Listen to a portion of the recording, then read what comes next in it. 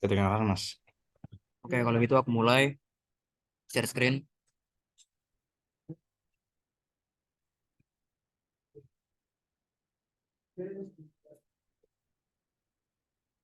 Udah kelihatan belum ya?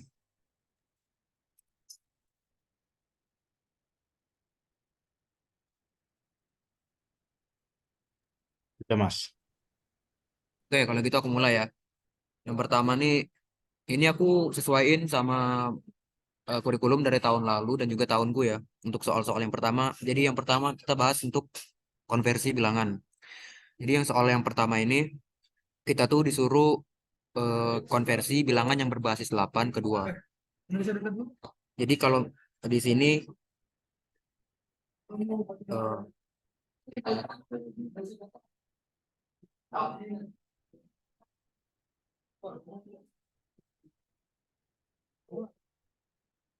oke, jadi untuk yang A ini kan 54 berbasis 8. Itu kalau pertama, kalau kalian mau konversi bilangan, itu kalian ubah dulu ke basis 10. Terus baru ke basis kedua atau ke 16 gitu. Jadi kalau 54 basis 8 kita ubah ke basis 10 itu caranya sama kayak 4 dikali 8 pangkat 0 ditambah 5 kali 8 pangkat 1 gitu. Jadi dia terus pangkatnya itu bertambah. Jadi 4 kali 8 pangkat 0 kan itu 4 ditambah 5 kali 8 40. Jadinya itu 44 tapi basisnya itu 10. Nah, karena basisnya udah 10, itu baru kalian ubah ke basis 2 karena ini diminta dari soal. Caranya itu yang pertama eh, itu 44 kalian bagi dengan 2. Itu kan hasilnya 22, sisa 0. Terus 22 itu kalian bagi lagi dengan 2. Itu kan 11, sisanya 0. Terus untuk 11 kalian bagi lagi dengan 2 itu kan 5, sisanya 1. Terus untuk 5 kalian bagi lagi dengan 2. Itu kan hasilnya 2, sisanya itu 1. Terus kalau 2 kalian bagi lagi nih dengan 2. Itu kan 1, sisanya 0. Nah, yang kalian ambil sebagai bilangan biner itu mulai dari yang ini, ini, ini, ini sama ini. Berarti kan itu kalau kalian tulis 1, 0, 1, 1, 0, 0. Ini baru berbasis 2. Oke, untuk soal pertama gini, ada yang mau ditanyain nggak?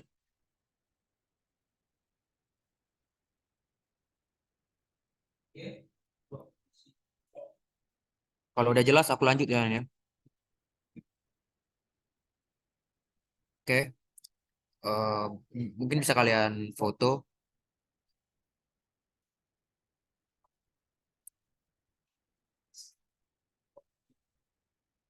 Terus untuk soal nomor 2, sorry, maksudnya soal yang B,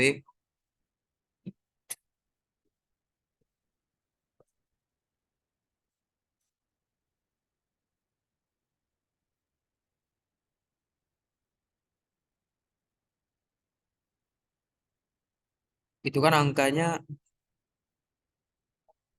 satu, mana sih tadi? Bentar. Oke. 110, sorry. 111, 00, 10, 10, 111 berbasis 2. Nah, kalau dari 2 ini, kalian lakuin cara yang sama. Yaitu kalian ubah dulu ke basis 10, terus kalian konversi lagi ke basis 16. Jadi, ini kan kalau kalian konversi ke basis dari 2 ke 10, itu sama kayak yang tadi. Ini kan tapi ngitungnya kalian dari kanan gitu. Jadi ini kan dari kanan ke kiri gitu. Jadi ini 1 dikaliin dengan 2 pangkat 0. Ditambah 1 kaliin 2 pangkat 0. Sorry, 2 pangkat 1. Terus kaliin tambah lagi 1 kali 2 pangkat 2. Tambah, karena ini yang keempat ini 0, maka 0 kali 2 pangkat 3. Begitu seterusnya. Terus, kalau udah kalian jumlah semuanya. Bentar, sini aku jumlah terlebih dahulu. Dapatnya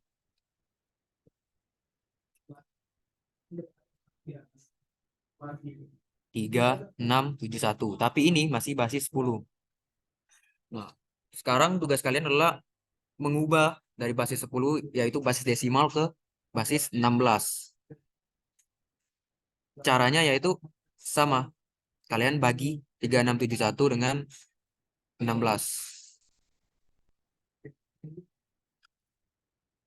Oke, kita lihat. Nah, 3671 bagi 16. Tiga.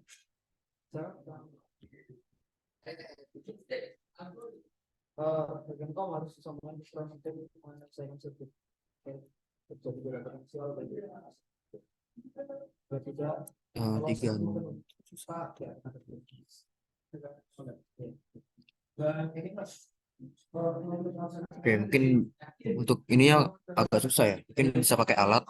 Bentar.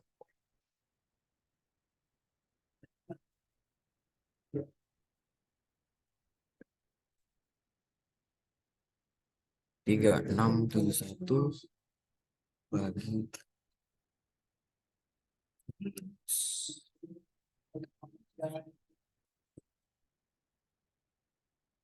Nah, bisa kalian lihat di sini 3671 itu kalau kita bagi 16 itu hasilnya itu 229 sisa 7. Nah, di sini kalian tulis nih.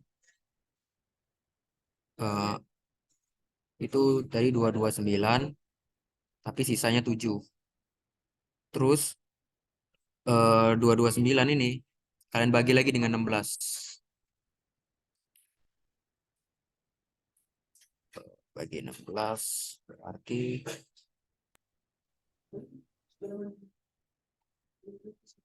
3671 bagi 16. 3671 untuk persen 16. Sorry, 3671.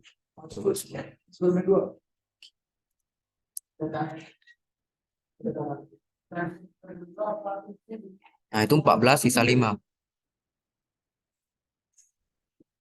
14 sisanya 5. Nah, karena 14 kan itu udah kurang ya dari 16 kan. Karena kan nggak mungkin lagi kalian bagi dengan 16. Maka, nah kalau di bilangan heksa itu untuk bilangan 10, 11, 12 itu nggak kalian inisiasi dengan angka tapi dengan huruf gitu. Jadi kalau 10 itu A, 11B, 12C, 13D, 14E, 15 itu F. Jadi karena ini 14, maka tadi kan A10, B11, C12, D13 berarti ini E, baru hasilnya 5, 7 gitu. Kalau untuk lebih pasti kita cek di kalkulator ya. Karena aku juga masih lupa-lupa ingat untuk konversi bilangan.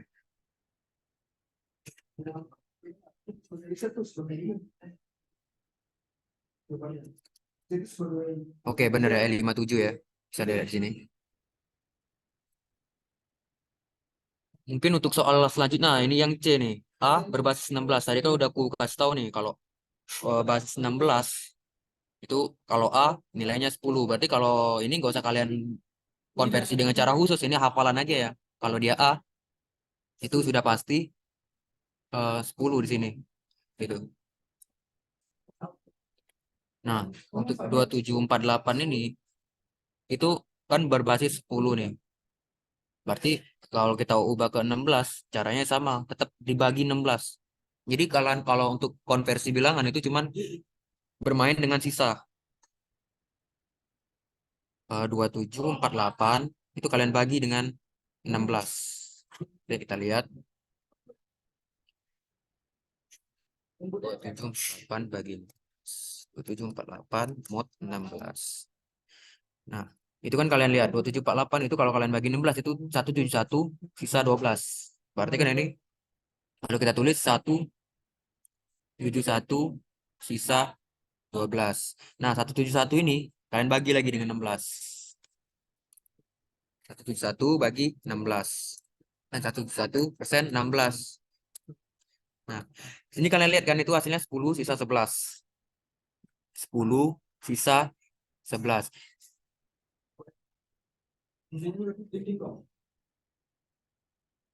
Nah, karena 10, 11, 12 ini udah kurang dari 16, itu nggak usah kalian eh, bagi lagi, nggak usah kalian lanjutin iterasinya. Jadi langsung aja 10 itu A, 11 itu B, dan 12 itu C. Gitu. Kalau kita cek nih untuk make sure ya di kalkulator programmer 2478. Sorry. Itu apa sih tadi? 2748. 2748. Oke. Udah sesuai ya untuk heksanya itu ABC. Nah, untuk soal selanjutnya ini kan dikasih tahu nih untuk N sama dengan 3 digit terakhir INR P plus 100. Konversikan bilangan N dalam basis 10 ke basis 16. Nah, karena NRP kan tiap orang beda-beda ya. Jadi ini aku nggak mau kerjain, aku kasih buat tugas lah untuk kalian buat kerjain. Ada yang mau ditanya nggak seputar konversi bilangan?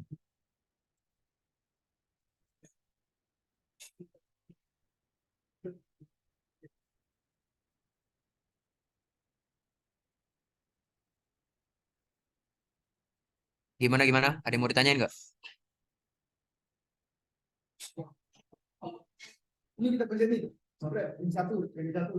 Permisi Mas, izin masuk Devan 5022. Langsung aja, nggak usah perkenalan. Gimana? Yang B saya coba mau lihat penyelesaiannya tadi Mas. Oke, ini. Boleh lah. Jadi aku jelasin ya sekali lagi. Ini kan 2748. Itu kan Oh yang B basisnya Mas, 16. Mas. Oh yang B. Oh gini. Jadi gini, ini aku karena nggak lanjutin karena kan ini panjang banget ya iterasinya. Jadi gini, ini kan satu hitungnya 111 00 10 10 11 satu. Nah, kalian kalau mau ngubah ke basis 10, dari 2 ke 10 itu ngebacanya dari kanan, jangan dari kiri. Jadi dari satu yang ini, sorry aku lingkarin ke mana ya? Yang ini nih. Mulai dari sini bacanya.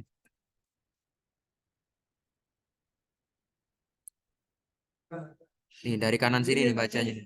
Ke kiri. Jadi ini kaliin 2 pangkat 0. Ini ditambah ini dikaliin 2 pangkat 1. Ditambah ini dikali 2 pangkat 2. Gitu terus. Jadi pangkatnya terus bertambah. Nanti hasilnya kalian jumlah ini.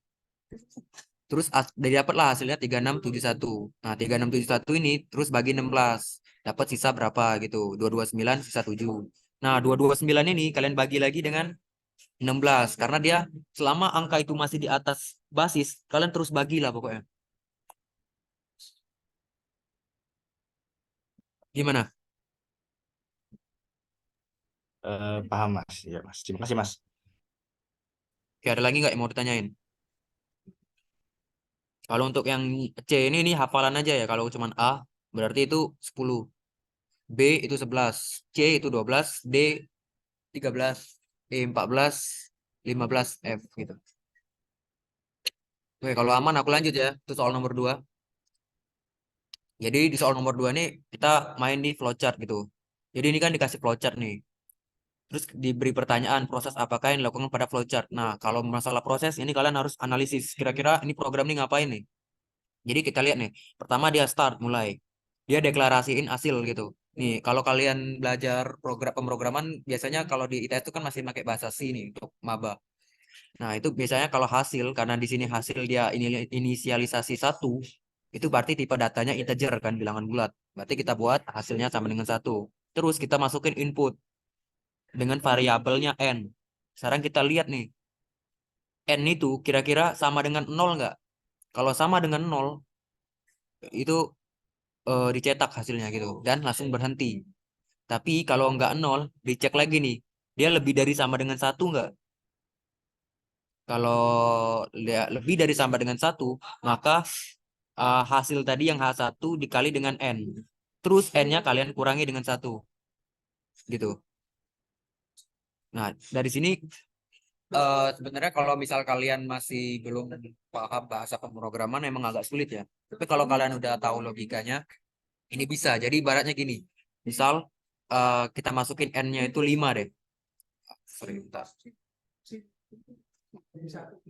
Misal nih, kita masukin N-nya itu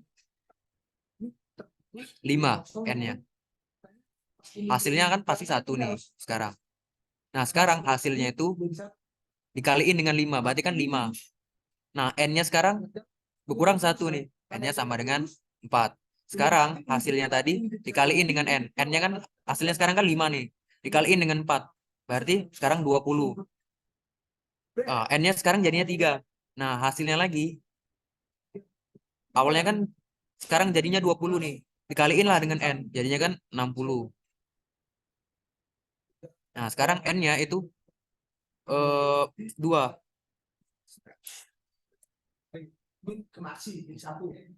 Sekarang hasilnya itu sama dengan 60 dikali 2, yaitu 120. Sekarang N-nya sama dengan 1. Nah, kalau N-nya sama dengan tidak sama dengan 1, maka dia stop. Nah, berarti kalau misalnya N-nya dapat tadi kan kalian dapat N-nya sama dengan 5. Tapi hasil akhir kalian dapat 120. Kira-kira apa tuh kalau dari polanya nih? Kalau misalnya kalian 4, berarti kan nanti dia 4 kali 3 kali 2 kali 1. Tapi kalau kalian 6, 6 kali 5 kali 4 kali 3 kali 2 kali 1. Jadi mau berapapun nilai N yang kalian masukin, dia bakal dikaliin terus nih dengan N yang berkurang terus dengan 1 gitu. Jadi N kali N min 1 kali N min 2 terus. Berarti dari bentuk ini matematikanya kita ketemu kalau proses ini nih dia flowchart gitu. Sorry, flowchart faktorial.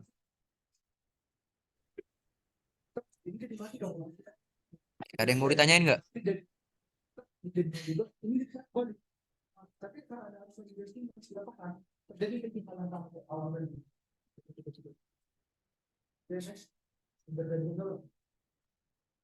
Oke, kalau gitu aku lanjut ya. Sekarang gini, apa yang terjadi jika user memasukkan nilai N berupa bilangan negatif? Nih, kalau di sini kan masukkan N. Dia cuma nah di sini di bagian yang ini dia cuma ngecek N-nya itu 0 atau enggak. Nah, jadi kalau misalnya bilangan faktorial itu kan nggak mungkin minus nih, minus 2 faktorial itu nggak ada kan. Nah, jadi apa yang terjadi? Dia bakal infinite loop. Oke, jadi biar lebih jelas nih ya, aku mungkin bisa simulasiin dengan bahasa pemrograman ya. BTW, kode editorku udah kelihatan kan ini? Kelihatan, Mas. Oke, sini aku buat ya untuk fungsi tadi. Jadi pertama ini untuk bahasa C dasar ya ini. Kalian include dulu library-nya gitu. Pertama library yang paling dasar itu library standar input output.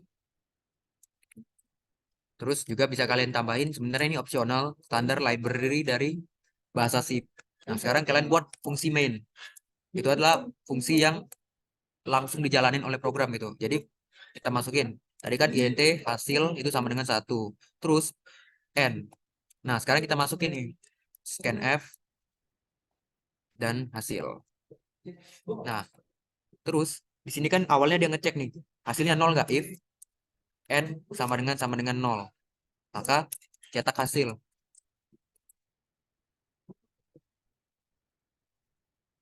Itu hasil. Tapi kalau enggak, sorry. Sini printf send hasil. Terus lihat nih, langsung stop kan? Berarti kalau di bahasa sih kita kalau mau stop itu return 0. Nah, sekarang kalian lihat lagi nih. Kalau misalnya anggap aja itu nggak 0, berarti kan dia lebih dari 1 nggak? Sebenarnya kalau dia sama dengan 1, itu langsung aja dicetak. Karena kan 1 faktorial itu tetap 1 gitu. Jadi, ini kalian buatnya while n-nya itu selalu lebih dari 1 gitu. Nah, jadi kalau L-nya udah lebih dari 1, ini kalian hasil dikali sama dengan sorry, hasil sama dengan hasil yang tadi dikali dengan N. Terus N-nya itu kalian kurangi dengan 1. Ada dua cara nih. Bisa min sama dengan 1 atau N sama dengan N min 1. Sama aja. Terserah kalian mau pakai yang mana. Nah, kalau udah, ya udah tinggal printf %d hasil. Oke, kalau gitu ada dua cara ya mau ngeram kode di kode editor. Bisa kalian compile manual atau kalau manual kliknya compilernya dulu gcc main.c strip output kalian tulis file exe-nya. Oke, ini untuk nge-compile. Compile itu adalah proses eh, compile itu proses mentransfer bahasa pemrograman ke bahasa mesin. Kalau untuk menjalankannya itu titik slash main. Nih, misal kita klik 5. Ya, sorry. Sorry. Hasilnya 1 if n sama dengan, oh sorry, ini n yang harus diinput. Oke, misal kita masukin 5, ya dia 120. Kalau misalnya kita masukin 6, ya 720 gitu. Nah, sekarang pertanyaannya adalah di soal nomor B, apa yang terjadi jika user memasukkan nilai n berupa bilangan negatif? Oke, jadi kita coba ya. Misal kita masukin min 2. Ya, dia tetap 1. Karena dia kan ngecek nih, n-nya itu sama dengan 0 enggak? Enggak, berarti dia lulus nih dari if yang ini. Enggak bakal dibaca. Nah, selama while-nya lebih dari 1, dia bakal hasilnya tetap nggak akan berhenti gitu. Tapi akan lebih baik jika eh, perbaiki, sorry bentar. Oke, jadi apa yang terjadi ya dia langsung mencetak bilangan gitu jawabannya ya. Dia langsung mencetak hasil gitu. Nah, kalau soal yang C, perbaiki flowchart-nya berdasarkan jawaban B. Karena di soal B itu tidak ada hal yang perlu diperbaiki, maka ya nggak usah kalian perbaiki, kalian tulis ulang aja gitu flowchart-nya. Ada yang mau ditanyain nggak putar flowchart?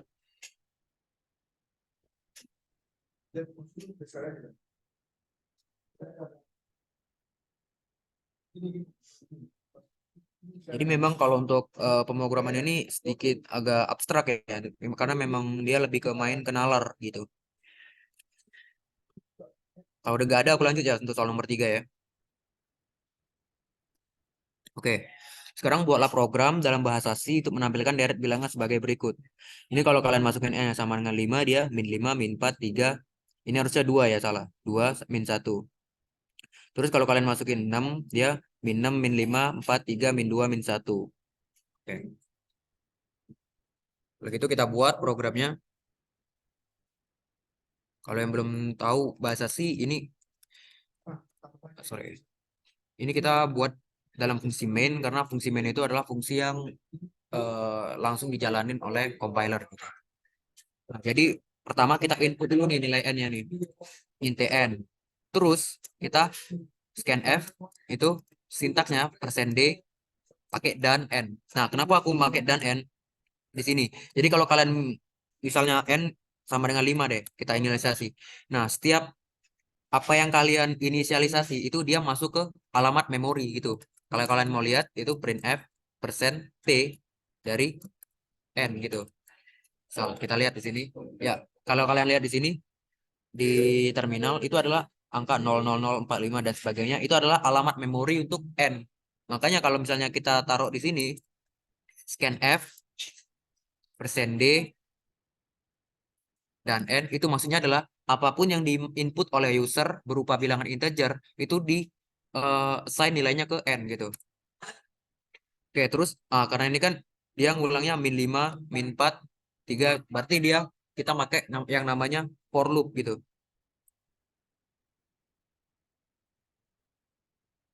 Oke, eh, kita pakai for loop berarti ini for. Nah, ini kalian int, kalian kasih tahu sekarang kita berada di indeks keberapa gitu. Karena kita mulainya 1 dan sampai dengan n, terus i-nya itu bertambah terus gitu. Jadi eh, for itu sendiri gini. For itu ada 3 tahap. Ini inisialisasi. Ini kondisi kapan for loop akan berhenti. Dan ini adalah increment atau decrement gitu. Increment itu kalau plus plus, kalau decrement itu min min gini. Oke, jadi kita ini pakai decrement ya, karena kita mulainya dari 1 sampai n, di mana n itu sendiri itu lebih dari 0 gitu. Nah, untuk selanjutnya yaitu kita print dulu nih send n min i, karena kan dia dari besar ke kecil gitu, karena sedangkan kita tadi inisialisasi for loopnya dari kecil ke besar, makanya harus kita balik gitu. Kalau misalnya kita tes, misal kita klik 5. Nah, ini kan mulainya dari 4 nih sampai 0. Padahal kita pengennya kalau 5 itu dari 5 sampai 1 kan. Nah, berarti di sini kita plus 1. Nah, berarti kalau kita jalan nih, kita klik 5, ya 5 4 3 2 1. Di situ juga 5 4 3 2 1. Kalau misalnya kita klik 6, Ya, udah bener ya. Nah, tapi di soal ini kan dia ada minus nih. Kalau kalian lihat polanya, minusnya itu saat di cetakan pertama, cetakan kedua, cetakan ketiga empat dia nggak ada minus. Terus cetakan kelima, cetakan ke enam, cetakan selanjutnya dia nggak ada gitu. Jadi selang-seling dua gitu. Nah, jadi kalau kalian lihat polanya ini tetap harus pakai nalar ya. Setiap eh, cetakan keberapa pun itu, kalau dimodulus atau dibagi dengan empat, kalau sisanya itu kurang dari dua, artinya itu adalah sisa satu adalah dan sisa dua, dia harus ditambah minus gitu. Jadi kalau kita pakai di sini, kita pakai if ya, if i itu persen 4 kurang dari sama dengan dua. Nah, tapi ada satu masalah nih. Kalau misalnya 4 itu kan kalau kita modulus dengan 4 itu hasilnya nol. Dia bakal kurang nih dari dua. Kalau kurang dari dua kan tadi aturannya pakai minus kan. Nah, jadi kita kasih pengecualian nih. Eh, dan i persen 4 artinya i dibagi dengan 4 itu sisanya sama dengan nol gitu. Sorry, tidak sama dengan nol. Dia pakai minus printf persen minus persen d itu n min i plus satu. Tapi kalau di luar itu dia nggak pakai minus gitu. Coba ya. Kalau kita klik 6, sorry, ini nggak kita kasih spasi. Itu 6, ya. Kalau kita masukin 10, ya udah sama ya. Jadi ada yang mau ditanyain nggak?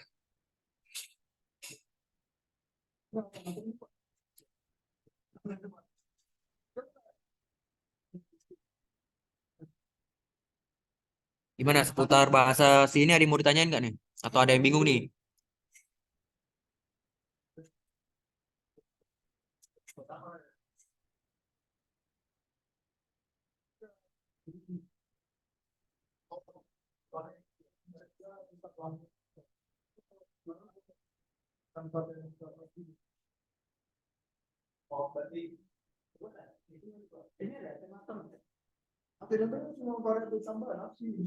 Oke, kalau nggak ada aku lanjut ya. Untuk soal selanjutnya. Ini sama, kalian masih buat program. Karena dasar pemrograman ini tergantung dosen ya. Biasanya kebanyakan dosen itu memang mengharuskan kita membuat program gitu. Jadi tapi ada beberapa dosen itu yang membolehkan kita menggunakan kode editor gitu untuk saat kuis atau ujian. Jadi karena dosenku kemarin membolehkan, jadi aku makanya menjelasin ke kalian menggunakan kode editor sekalian. Sekalian bisa juga kita nge-compile kodenya gitu. Oke, untuk yang ini buatlah program agar output seperti gambar berikut. Jadi ini kan ada n yang di inputkan, yaitu ada yang 3, ada yang 5. Nah, untuk n yang sama dengan 3, dia akan mencetak 3 baris dan akan terus bertambah satu gitu. Satu, tiga, 5 gitu. Jadi tetap kita buat fungsi main function yaitu fungsi utama dan kita input nih intn, scanf, persen %d dan n. Terus, nah karena ini dia for loopnya ada yang ke bawah dan ada yang ke kanan, maka kita pakai nested loop. Jadi nested loop itu bagi yang belum tahu ya, itu tuh loop di dalam loop gitu. Jadi dalam for loop itu ada for loop lagi. NTI itu sama dengan satu. Jadi artinya kita memulai dari baris pertama sampai baris ke N dan barisnya itu terus bertambah satu. Terus kita buat lagi nih for J-nya itu dari sama dengan. Nah, karena ini kan bilangannya itu bilangan ganjil ya, J-nya. Berarti J-nya tetap dari sama dengan satu sampai J kurang dari 2 kali I.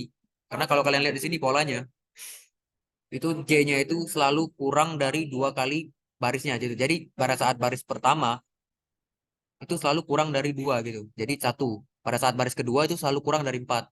Pada saat baris ketiga itu selalu kurang dari 6. Makanya J-nya itu kurang dari 2 kali barisnya gitu. Terus J-nya itu plus sama dengan 2. Kenapa plus sama dengan 2? Karena kan bilangan ganjil ke ganjil itu terus bertambah 2. Sorry, ini aku kurang INT, kurang ke data. Terus kita cetak langsung printf persen %d. Yang kita cetak adalah J. Terus karena ini kan dia setiap baris new line ya. Berarti kita tambahin nih di akhir yaitu slash n, backslash n. Kalau udah langsung aja run. Misalnya kita klik 5.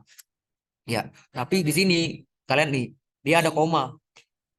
Tapi di akhir nggak ada koma. Maka dari itu kita buat pengkondisian. If pada saat J-nya itu tidak berada di akhir. Nah, jadi kapan J-nya berada di akhir? Pada saat J-nya itu tidak sama dengan 2 kali I min 1. Nah, itu kalian buat persen %D. Tapi di sini kalian langsung aja tambahin slash n.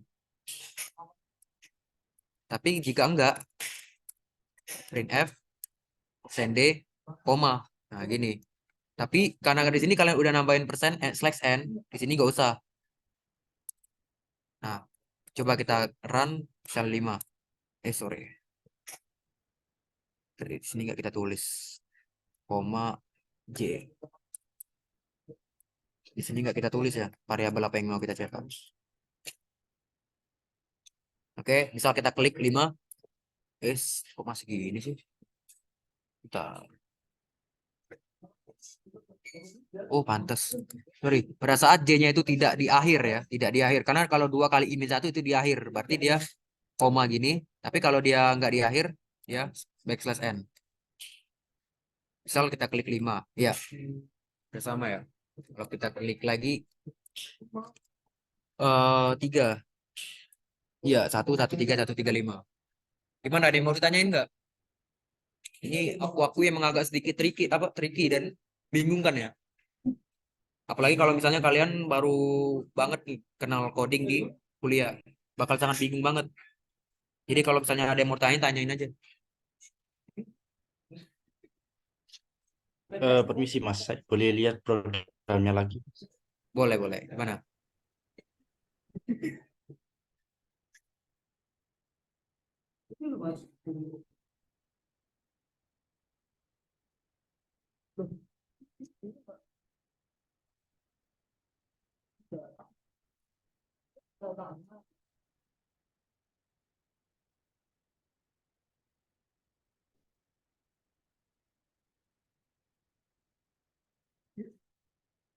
Gimana? Apa yang mau tanya ini? Atau ada yang bingung nih, ini kenapa gini Mas? Gitu. Tanyain aja.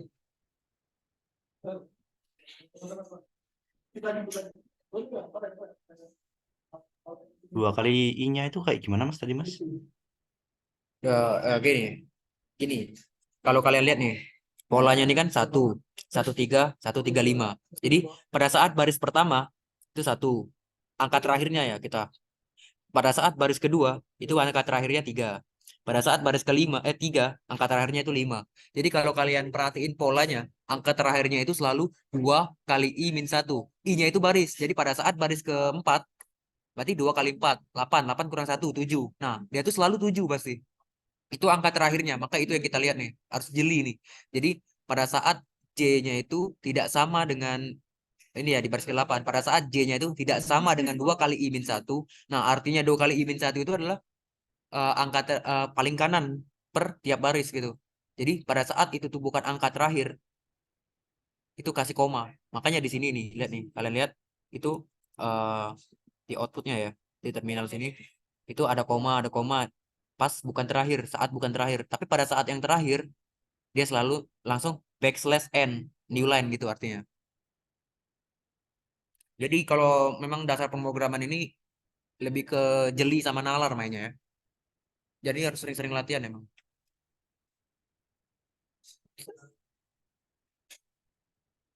Gimana? Masih bingung nggak?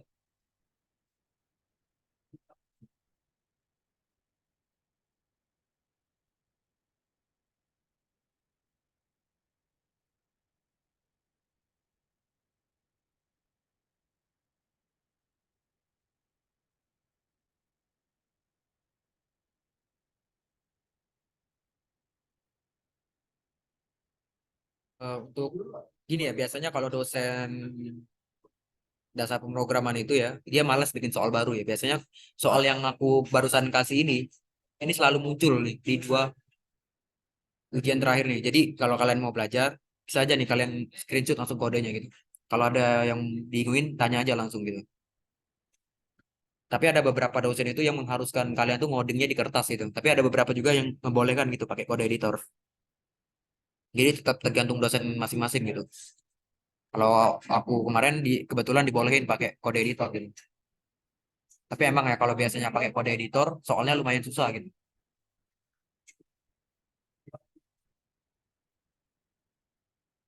Dan juga untuk konversi bilangan ini, aku kan tadi agak-agak lupa ya makanya. Soalnya waktu zamanku juga itu nggak dikasih tuh soal konversi bilangan. Aku baru tahu kalau di dasar pemrograman ada. Soalnya waktu zamanku itu full flowchart sama bikin program.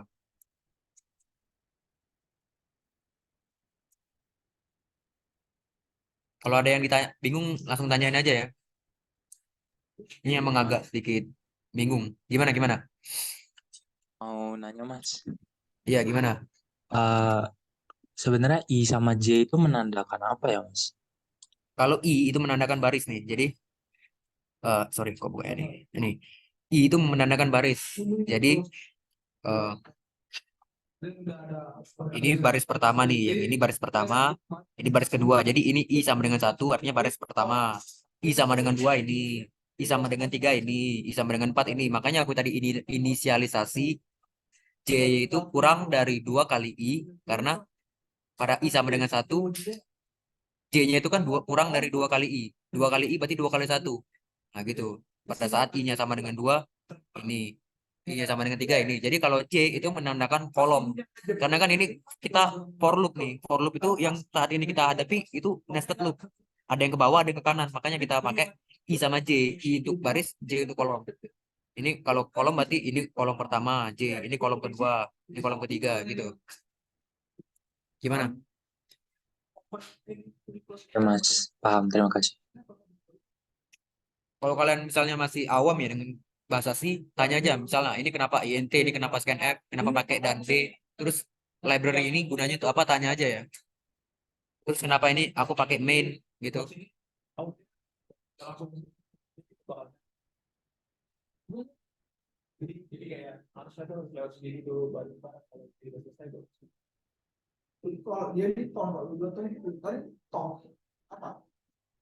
Oke, kalau nggak ada aku lanjut ya. Soal yang kelima. Oke, jadi soal kelima ini buatlah sebuah program untuk mencetak n bilangan prima. Oke. Nah, kalau untuk mencetak bilangan prima, kalian harus tahu nih sifat bilangan prima. Sifat bilangan prima itu adalah bilangan yang hanya bisa dibagi, hanya bisa dibagi dengan bilangan itu sendiri dan satu. Oke, tapi ini kan kita perlu suatu ekspresi nih atau pernyataan yang menandakan itu tuh bilangan prima atau bukan. Jadi kalau misal nih tiga itu bilangan prima bukan? Jawabannya hanya dua kan, iya dan tidak. Nah, di bahasa C kita mengenalnya itu Boolean, yaitu true or false. Jadi kita harus tambah satu library lagi namanya include std bool gini untuk supaya bahasa C ini tahu. Terus kalian buat sebuah fungsi gitu di sini di ini. Fungsinya harus tipe datanya sama dengan outputnya gitu. Karena outputnya itu true or false, berarti bool. Bool. Jadi kita buat nama fungsi misalnya is prime. Nah, sekarang parameternya adalah apa yang mau kalian cek. Yaitu sebuah bilangan kan pasti. Jadi int 6. Jadi, jadi pertama-tama kalian cek dulu nih. Apakah 6-nya itu kurang dari 2? Karena kan nggak mungkin bilangan prima itu kurang dari 2. Mulainya dari 2. Kalau dia kurang dari 2, langsung aja return false. Berarti dia bukan bilangan prima gitu. Tapi kalau enggak, kalau return ini dia langsung berhenti ya programnya ya. Jadi nggak usah kalian tutup ya atau kalian apa-apain lagi. Jadi terus kalau udah return false, misalnya dia lebih dari 2 nih atau ya lebih dari 2 intinya. Lebih dari atau sama dengan 2 berarti for mulainya int i-nya mulai dari 2 karena kan bilangan prima itu mulai dari 2 sampai kita ngeceknya sampai bilangan 6 tapi enggak terus i-nya itu bertambah terus. Jadi uh, kembali lagi kita cek dari 2 sampai bilangan tersebut misalnya 5 dari 2 sampai 5 ada enggak angka yang kalau dibagi dengan bilangan itu kalau dibagi dengan angka 2 sampai 5 itu sama dengan 0. Misal nih 6 pada saat dibagi 3 dia kan habis nih. Sisanya enggak 0. Sisanya 0 berarti habis dibagi kan. Maka itu 6 bukan bilangan prima, berarti return false. Tapi kalau misalnya nggak ada, langsung aja return true. Berarti itu bilangan prima. Jadi eh, di sini sama kalian input lagi for int n untuk n itu bilangan asli, for int i sama dengan 1 sampai i sama dengan n itu plus plus i. Nah, jika if is prime, artinya jika i itu adalah bilangan prima dari kita ngelupnya, maka printf send d. Oke, jadi bisa kita coba ya. Misalnya aku mau nyetak dari 20 gitu. Nah, kalau kalian lihat nih, kalau 20 kan 2, 3, 5, 7, 11, 13, 17, 19. Tapi kan ini diminta di soal, itu n bilangan prima.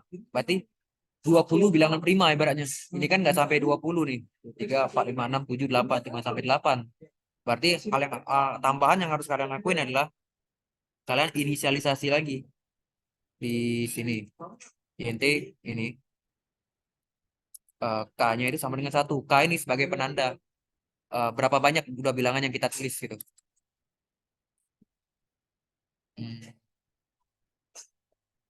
Berarti ini bukan i lagi, ini k, tapi k kurang dari n gitu. Pak berhentinya. Jadi pada saat k-nya udah memenuhi banyak bilangan prima yang kita masukin, maka dia berhenti gitu. Jadi printf persen d, i. Tapi kalau udah dicetak, maka berarti k-nya udah bertambah gitu. Artinya bilangan yang kita cetak udah berkurang 1 gitu. Jadi misalnya kita klik 5 deh. Iya 5. Ini 2, 3, 5, 7, 11. 5 bilangan prima. Kalau misalnya 10. 2, 3, 5, 7, 11, 13, 17, 19, 23, 29. Gitu. Gimana? Ada yang kurang jelas gak? Atau ada yang mau ditanyain gak? Jadi kali ini aku inisialisasi fungsinya itu di luar fungsi utama ya. Jadi kalian kalau ini berfungsi untuk eh, supaya simple gitu. Jadi ada kalanya sebuah fungsi itu dipakai berkali-kali gitu. Jadi kalau udah dipakai berkali-kali, kalian cukup manggil ini aja nih is prime. Dia udah nge-generate semua yang ada di dalamnya gitu. Gimana? Ada yang bingung nggak? Atau kurang jelas? Langsung aja tanyain.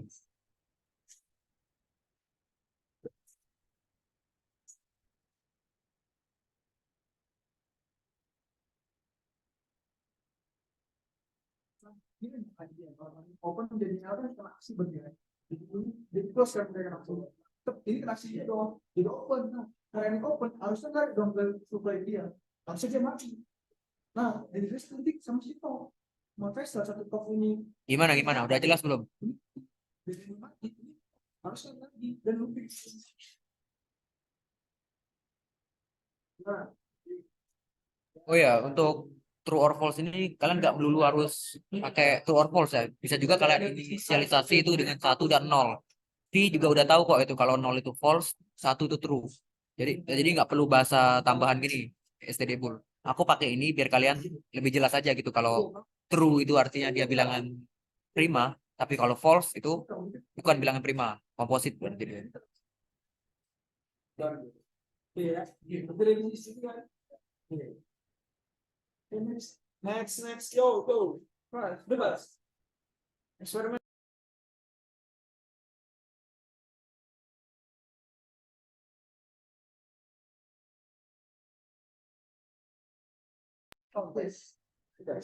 Oke, kalau nggak ada aku lanjut ya ke soal terakhir. Sebentar Mas, saya ingin bertanya soal yang sebelumnya Mas. Oke, gimana?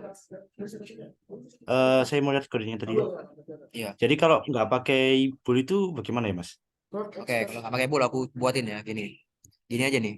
Intinya kalian hilangin. Nah, kalau udah hilangin, ini langsung muncul nih pesan error kan? Dia undefined karena dia nggak ngenalin apa itu bool, apa itu true. Makanya kalian buatnya itu pakai int. Nah, gitu. Tapi kalau ini karena dia false buat nol. Kalau ini false, lihat 0. Tapi kalau dia true, 1. Gitu. Terus di sini udah gitu aja langsung. Jadi kalau misalnya kita buat di 5, ya 2 3 5 7 11.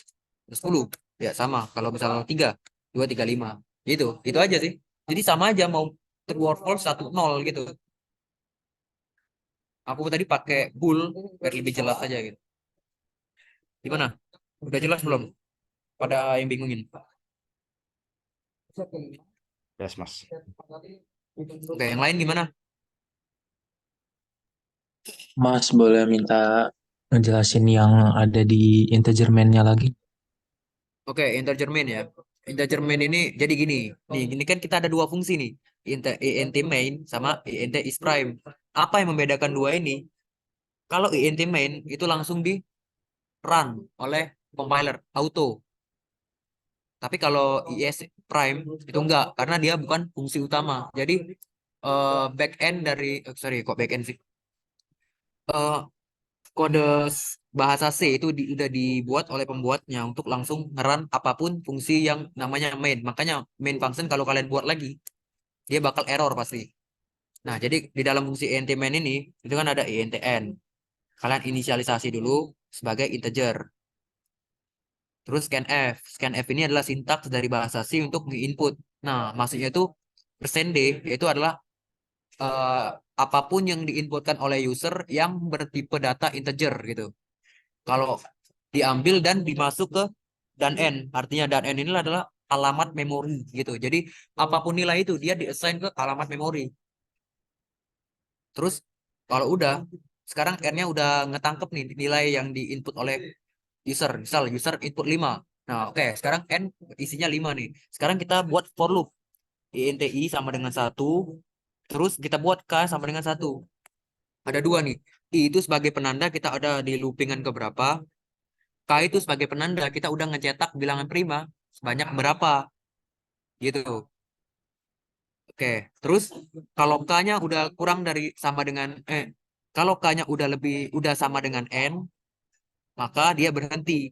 Kenapa berhenti? Karena di sini aku inisialisasi. Kalau K-nya lebih dari N dia berhenti. Artinya apa? Artinya kita udah ngecetak bilangan prima sebanyak N gitu.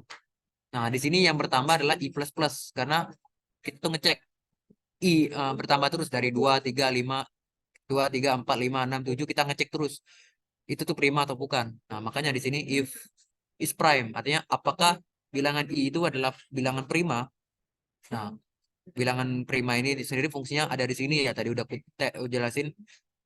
Jadi kalau misalnya angkanya itu kurang dari 2 itu pasti nol karena itu bukan bilangan prima. Tapi kalau itu lebih dari nol ada kemungkinan itu bilangan prima. Ada kemungkinan ya, bukan pasti bilangan prima. Nah, ada kemungkinan itu berarti kita perlu ngecek lagi apakah angka itu tuh ada angka yang habis dibagi selain bilangan itu sendiri dan satu. Kalau ada, nah berarti itu bukan bilangan prima.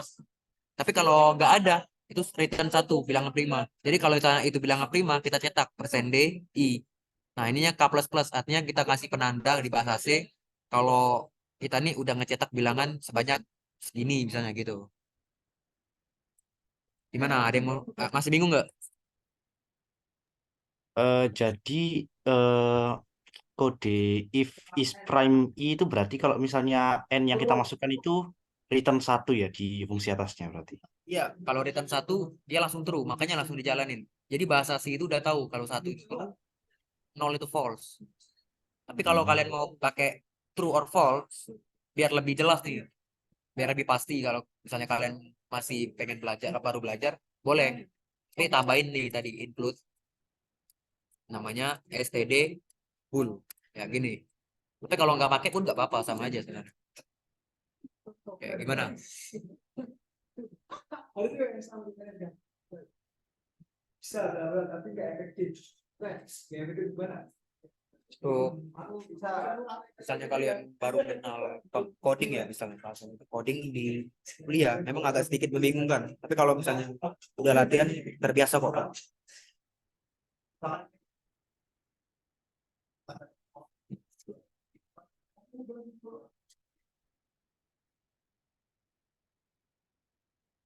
Oke, kalau nggak ada, Ada yang mau tanya nggak nih?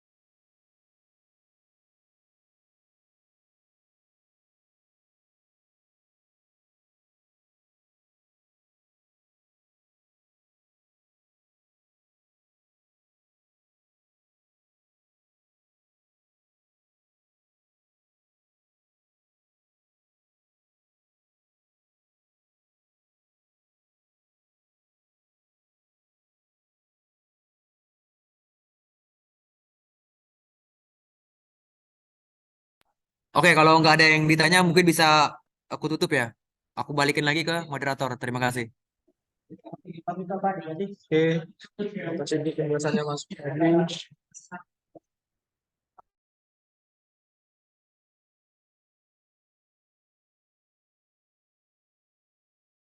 Oke, sebelum kita akhiri, dukung dulu kata Mas Fadlinya pengen foto di on cam yang bisa on cam dong.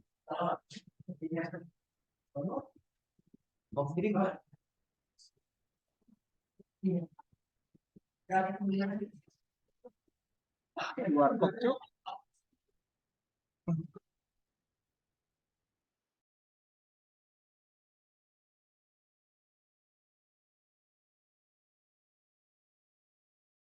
Oke, aku hitung ya. Satu, dua,